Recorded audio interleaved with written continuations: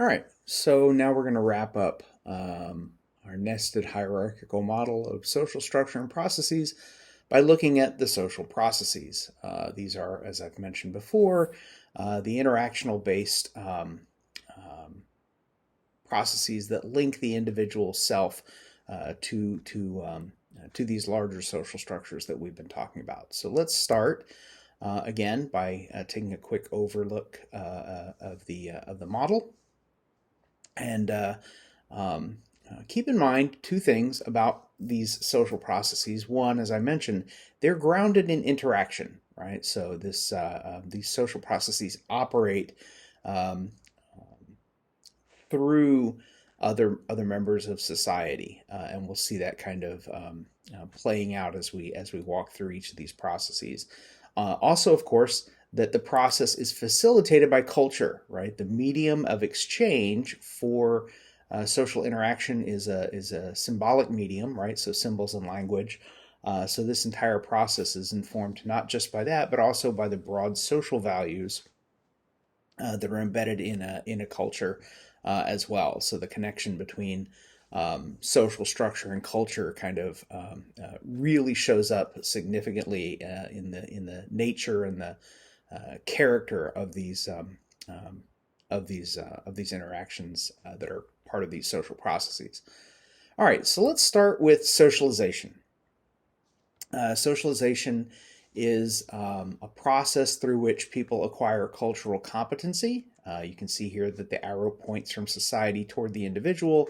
That just indicates the direction of influence. So when we're born into this world, um, we really don't have much in the way of um, abilities or skills. We have a tremendous amount of potential. But what happens is we get exposed to other members of society, first our immediate family and our extended family, and then increasingly a larger set of social others who make up our communities and um, um, the educational settings where we spend our early years, right? And these and television and other cultural forms, all of which end up delivering information to us, which we internalize and use to help guide ourselves through society as we become increasingly autonomous and able to sort of increasingly take care of ourselves.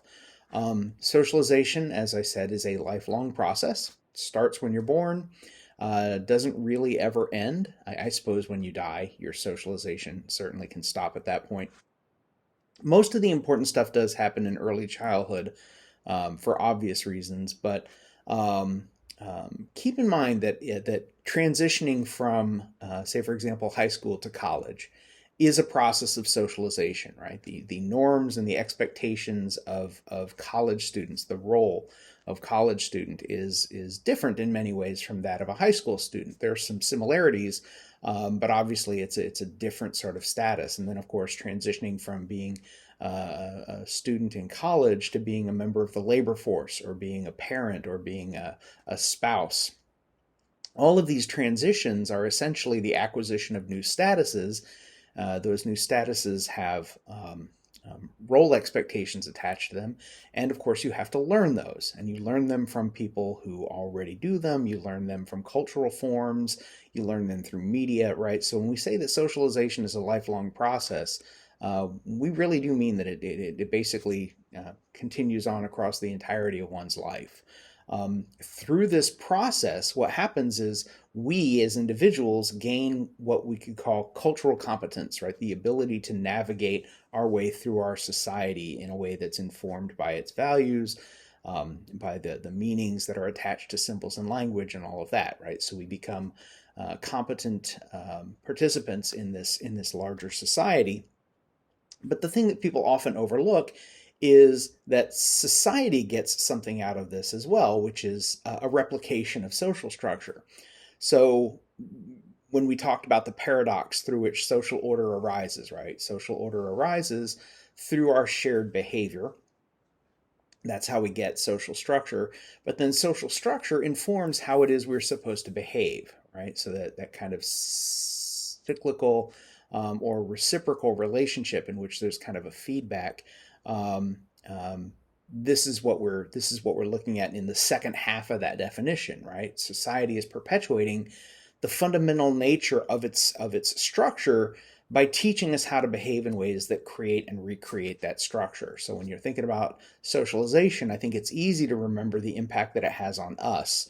But it's also important to remember that the impact goes the other way, that our behavior then in the aggregate level is what's creating the structure that socialization uses to sort of teach us how to do that. Okay, so that's socialization. Social control is a little bit different.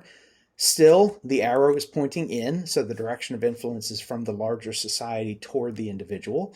But in social control, what we have are external processes, right? Socialization is kind of an internalization of social expectations, but social control is a set of external conditions, right? That the norms and the expectations of society are reinforced and monitored by the presence of these external conditions, which include individuals, right? People we call agents of social control, but also sometimes structural features. I do a study abroad program to London every few years. I take some students in my social problems class to London for a couple of weeks, and we do like a little comparative analysis, right? Some time at Harper and then some time in London.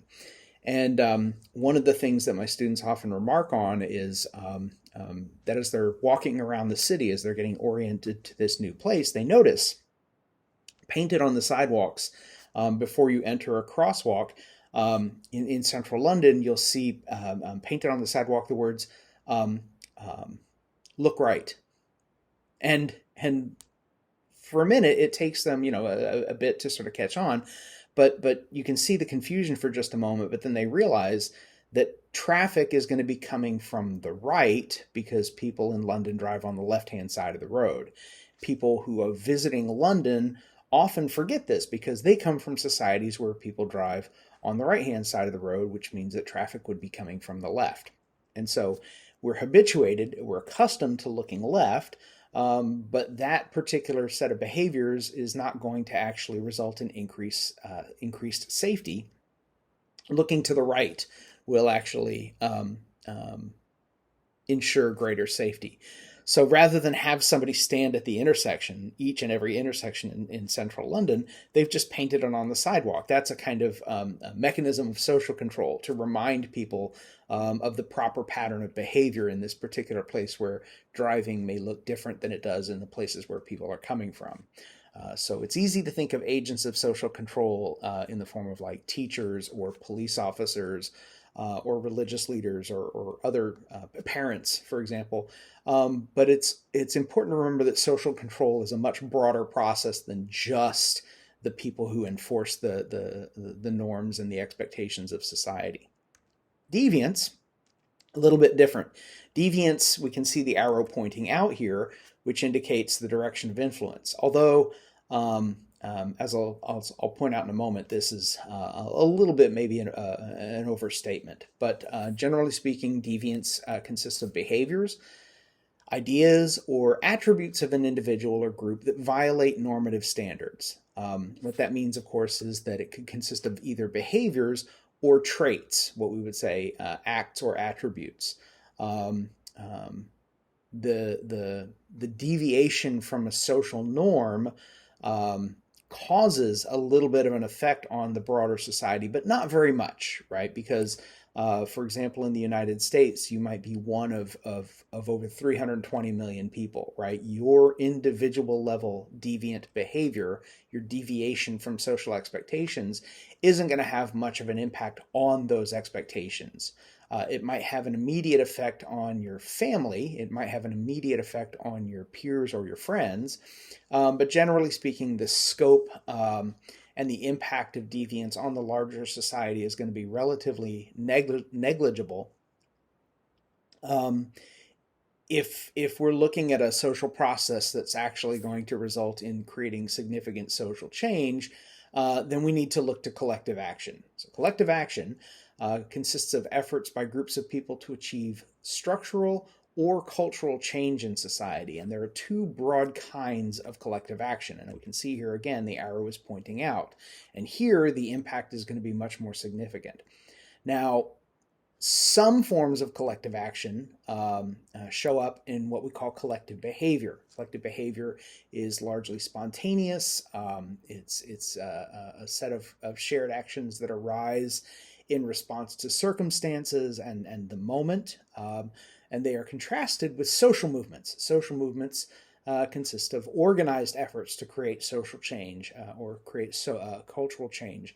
And again, when we get to the end of the semester, the last couple weeks of the semester are going to be spent kind of unpacking and looking at these four processes and trying to make sense of their impact. So we're going to go into a lot more detail, but I wanted to make sure that I introduced everybody to these concepts now, so that as we talk about structure and we talk about processes over the next couple weeks, you guys won't feel like you don't have a grasp of that or a basic understanding.